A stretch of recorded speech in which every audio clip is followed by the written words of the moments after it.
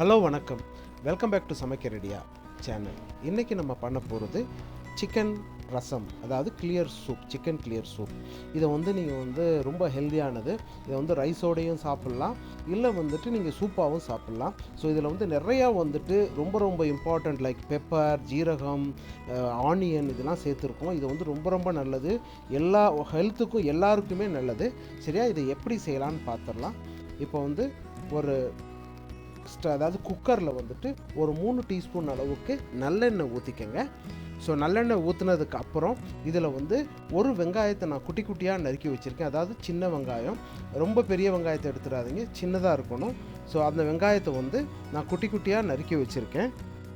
இப்போ அந்த குட்டி வெங்காயத்தை அந்த வெங்காயத்தை போட்டுட்டு நீங்கள் எண்ணெயில் வறுக்கணும். நீங்கள் அப்படி இல்லைன்னா கூட ஒரு 8 சின்ன வெங்காயம் இருந்தால் கூட அதை கூட நீங்கள் யூஸ் பண்ணலாம். பாருங்கள், இப்போ குட்டி குட்டியாக இந்த மாதிரி நறுக்கி வச்சுருக்கேன்.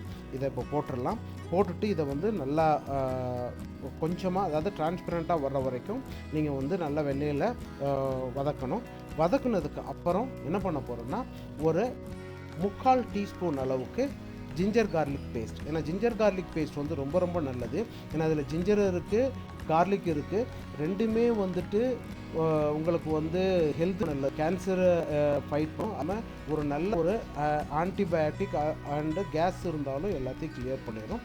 ஸோ இது ரெண்டும் நல்லா வறுத்ததுக்கப்புறம் நம்ம அடுத்து தக்காளியை சேர்க்க போகிறோம். தக்காளியும் ரொம்ப நல்லது. அதே மாதிரி இதில் கருவேப்பிலையும் சேர்க்குறோம். ஸோ கருவேப்பிலை சேர்க்குறதும் ரொம்ப நல்லது. ஏன்னா இது உடம்புக்கு குளிர்ச்சியை கொடுக்கும். அப்புறம் முடி வளர்கிறதுக்கு ஹெல்ப் பண்ணும். அப்புறம் சுகர் பண்ணுறதுக்கு இது ஹெல்ப் பண்ணுறதாக சொல்கிறாங்க. இப்போ இதோட நான் 150 கிராம் சிக்கனை கழுவி வச்சுருக்கேன், அதை போடுறேன். நீங்கள் எந்த பீஸ் வேணாலும் போடலாம். அதாவது எலும்பாக இருந்தாலும் சரி, இல்லை கறியாக இருந்தாலும் அதை போடலாம். இதை ஸ்லைட்டாக அப்படி பரட்டி விட வேண்டியதான். அதுக்கப்புறம் நம்ம தக்காளி சேர்த்துடலாம். தக்காளி சேர்த்து நல்லா கொஞ்சம் வதங்கணும். ரொம்ப வதக்கணும்னு தேவையில்லை, கொஞ்சம் வதங்கினாலே போதும்.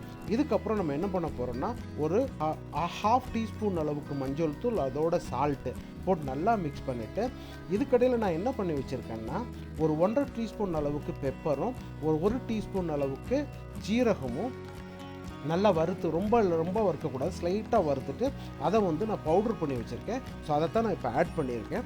இது ரெண்டுமே ரொம்ப நல்லது. பெப்பர் டைஜஷன்ஸுக்கும் நல்லது, உங்களுக்கு நிறையா ஹார்ட் ரிலேட்டட் இஷ்யூக்கும் இது பண்ணுது, ஹெல்ப் பண்ணுது. அதே மாதிரி பிளட் சுகரை கண்ட்ரோல் பண்ணுது.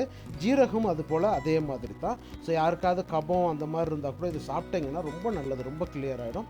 ஸோ இப்போ இதெல்லாம் ஆட் பண்ணிவிட்டு நம்ம தண்ணி ஊற்றிடும். இதோட ஒரு 1/2 டீஸ்பூன் அளவுக்கு கரம் மசாலா சேர்க்க போகிறோம். ஸ்லைட்டாக கரம் மசாலா சேர்த்துட்டு இதை என்ன பண்ண போகிறோன்னா, இந்த குக்கரில் வச்சுட்டு ஒரு 7 விசில், அதாவது ஒவ்வொரு விசில் அடிக்கும் போதும் நீங்கள் அதாவது விசில் கண்டினியூஸாக அடிக்க விடக்கூடாது. அடித்ததும் கையை வச்சு அமுக்கி விட்டுறணும். பாருங்கள், இப்போ நான் பண்ணுவேன். ஸோ அதே மாதிரி நீங்களும் பண்ணுங்கள். ஒரு 7 டைம் அந்த மாதிரி 7 விசில் அடிக்கும்போது அமுக்கி விட்டுறணும். இல்லாட்டா உள்ளே இருக்கிற அந்த அதாவது அந்த தண்ணியெல்லாம் வெளில வந்துடும். ஸோ அதுக்கு தான் பண்ணிவிட்டு, அதுக்கப்புறம் நம்ம அதை ஆற வச்சுட்டு அதுக்கப்புறம் சர்வ் பண்ண போகிறோம். சர்வ் பண்ணும்போது எப்படி இருந்தாங்களா, இப்போ ஒரு விசில் அடித்து நான் அமுக்கிட்டேன். இந்த மாதிரி 7 டைம்ஸ் அடிக்கணும். பாருங்கள், இப்போ 7 டைம்ஸ் ஆச்சு. இப்போ நல்லா ஆற வச்சுட்டேன்னா, குளிர வச்சுட்டு இப்போ எடுத்துருக்கேன். அப்போ எடுக்கும்போது தயவுசெய்து அந்த வெயிட்டை எடுத்துருங்க. வெயிட்டை எடுத்துகிட்டு பாருங்கள், இப்போ ஓப்பன் பண்ணி பார்த்தா எப்படி இருக்குது பாருங்கள், ரொம்ப நல்லா இருக்குது, கிளியராக இருக்குது. நீங்கள் சாப்பிட்டு பாருங்கள், ரொம்ப டேஸ்ட்டாக இருக்கும்.